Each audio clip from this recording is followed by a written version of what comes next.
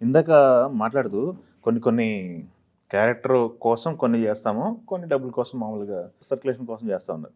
ఇప్పుడు ఏంటి సార్ పరిస్థితి? మీరు ఇండస్ట్రీకొచ్చిన తర్వాత ఇండస్ట్రీలో ఏమైనా సంపాదించుకున్నారా? కుటుంబానికి న్యాయం చేశారా? మీ గురువు గారు చెప్పినవి పాటిస్తున్నారా? ఆయన చెప్పినవి పాటిస్తానండి. పాటిస్తున్నారు. అంటే నేను నేల మీదే ఉంటాను. హ్మ్. ఇంక అందులో సందేహం లేదు. హ్మ్.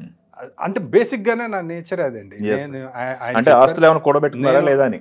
అంటే ఇప్పుడు ఒకటండి, చెయ్యి చాచే పరిస్థితి లేదు. ఆ! అంతవరకు ఓకే. అంతగాని ఓహో సంపాదించేసింది కోట్లు అనేది ఇప్పుడు నన్ను సంపాదించారు. చూస్తే మీకు అర్థం అవ్వాలి. కోట్లు సంపాదించారు. వీడేం సంపాదించుంటాడు అనేది తెలీదా?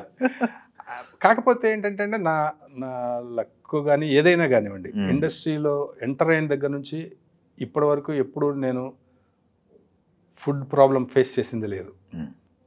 చెన్నైలో ఉన్నప్పుడైనా ఇప్పుడు రూమ్ రెంట్ ఎలా కట్టాలి ఈ నెల అన్నది నాకు ఇప్పుడు లేదు. సాఫీగా వెళ్ళిపోయిందండి. ఎక్కడా నేను పెద్ద కష్టాలు పడింది లేదు, కష్టపడింది లేదు.